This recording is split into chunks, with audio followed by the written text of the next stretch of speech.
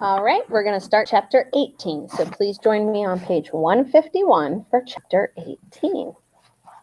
Dr. Reaper's laboratory was clearly divided into two parts. On one side, a strange-looking chemistry experiment was in progress. Lots of glass balls were linked to other via glass tubes. One of the balls was connected to what looked like a miniature volcano.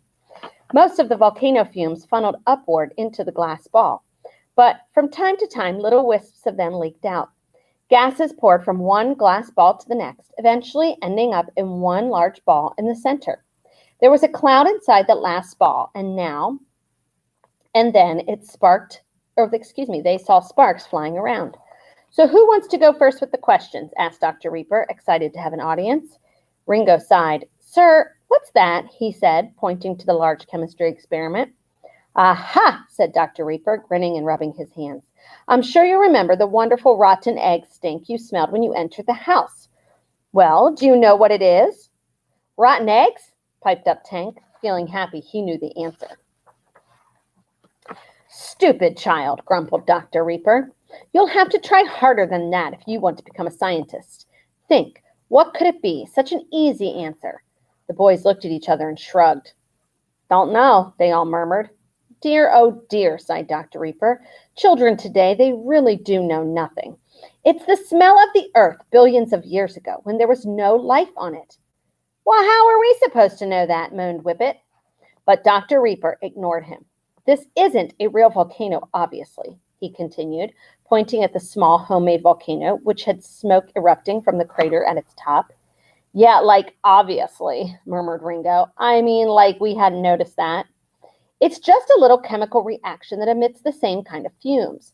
Dr. Reaper enthused, seemingly unaware of Ringo's rudeness. So I made it look like a little volcano with mud from the garden. I very much like it. The fumes from the volcano puffed upward into the glass ball where they mixed with water vapor. This came from another glass ball in which water was being heated over a gas burner. When they mixed together, the fumes and water formed a little cloud inside the large ball. Dr. Reaper had built a device inside the cloud that produced electrical sparks. As the mini volcano puffed dark smoke upward, a little crackle of lightning shot across the cloud inside the ball. Dr. Reaper tapped the glass gently. You see, when lightning strikes clouds of gas, strange reactions occur, and scientists have discovered that these reactions can sometimes lead to the formation of the most basic chemicals that life on Earth needs. These chemicals are called amino acids. But why? Said Whippet. What do you want them for? Because, said Dr. Reaper, a sinister look crossing his face, I am trying to create life itself. What a load of garbage, said Ringo under his breath. But Zit sounded more intrigued than his leader did. Shh, sir, he said thoughtfully. There's lots of life around us. Why would you need to make some more? There is on this planet, replied Dr. Reaper, giving him an approving look. But what about on another planet? What about another planet where life has not yet emerged? What would happen if we went there and took life with us? Sounds a bit stupid to me, said Ringo. If we go to a new planet, there won't be anything there, so there'll be nothing to do. Oh, unimaginative boy, cried Dr. Reaper. We would be masters of the planet. It would be all ours. But hang on a minute, said Whippet, somewhat suspiciously. Where is this planet? And how are we going to get there? All good questions, said Dr. Reaper. Come and have a look over here. He walked over to the other side of the room, which was covered with a huge picture of space and stars. In one corner, there was a red circle around a couple of little white dots with lots of arrows pointing at it. Near the red circle was another circle drawn in green, except that green circle seemed to be empty. Next to the map were whiteboards covered with diagrams and crazy-looking scribbles. There seemed to be some kind of link between the scribbles and the star poster. Dr. Reaper cleared his throat as the boys gathered around him. This, children, is the future, he said, waving his hands toward the crazy scribbles. Our future, I expect, he continued.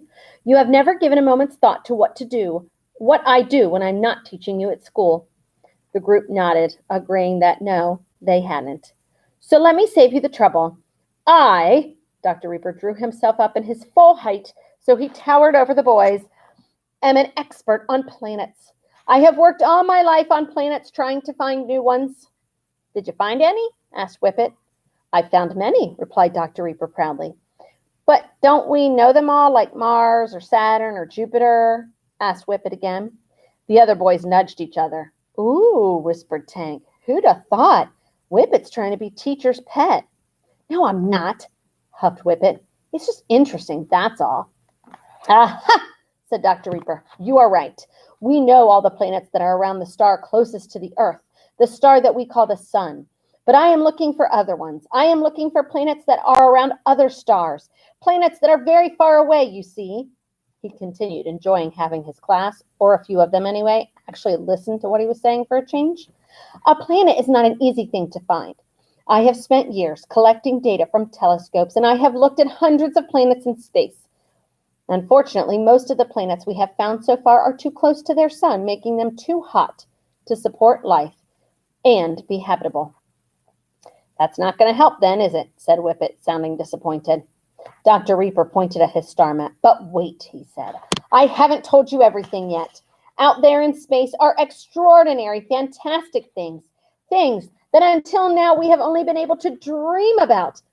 But the time is coming when all that will change, when man will go out across the cosmos and inhabit the whole universe. Just imagine, boys, if we were the first to discover a whole new planet." "That's like that TV show," said Zit cheerfully, "where everyone gets on a spaceship and goes to a new planet and they get eaten by green aliens." "No, it's not like that at all," snapped Dr. Reaper. "You must learn to distinguish between science fiction and science fact. This planet here that I have found has finger traced the red circle drawn on the corner of the map around the white dots. Could be the new planet Earth. But it looks like this new planet is pretty far away," said Whippet doubtfully. "Yes, it is," agreed the teacher. "It is very, very, very, very far. So far away that if I had a phone conversation with someone there, I would need to wait several years between the time that I ask the question and the time they reply, just because of the time it would take for my question to travel there and their reply to travel back again." "Did you talk with them on the phone?" the four kids said in unison.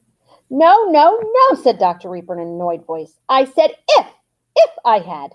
Don't you understand anything?" "But is there someone out there?" Zit persisted, hopping from one foot to foot in excitement. "That's hard to tell," said Dr. Reaper, "so I need to get out there and have a look." "How are you going to do that?" asked Ringo, who was feeling interested now in spite of himself. Dr. Reaper gazed into the distance over their heads.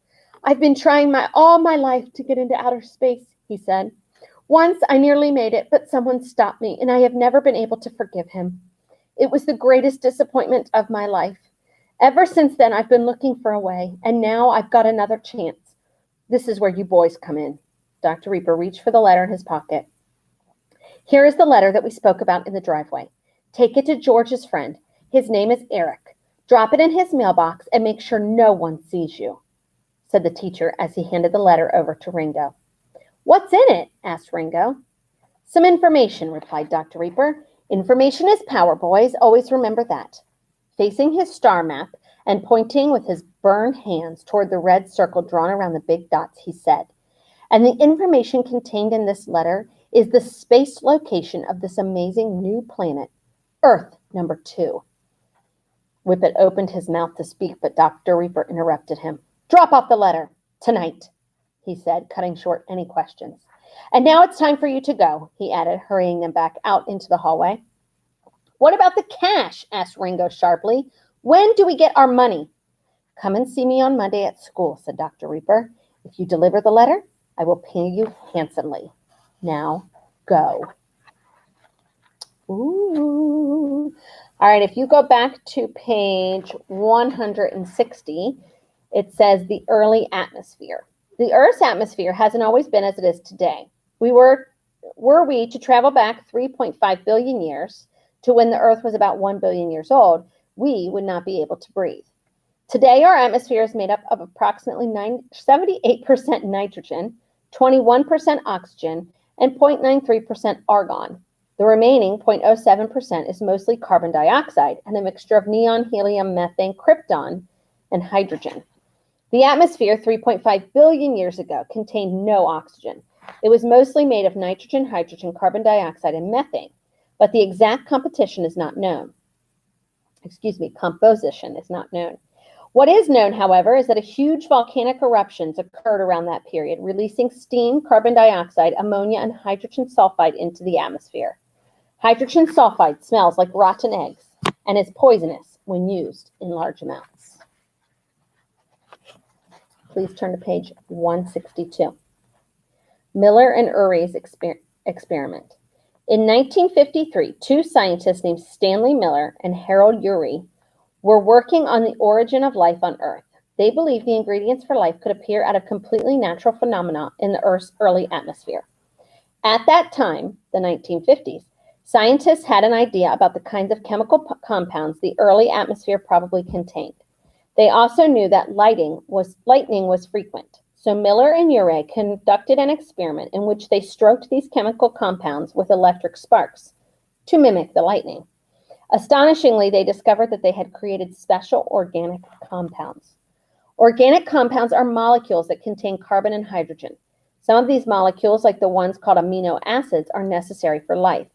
Miller and Urais' experiment produced amino acids and gave hope to the scientific community that it may be possible to create life in a laboratory. Today, however, more than 50 years after Miller and Urais, such a creation has yet to be achieved, and we still do not know how life appeared on Earth. But we have been able to create, under special circumstances that mimic conditions on Earth a long time ago, more and more of the basic chemical building blocks of life.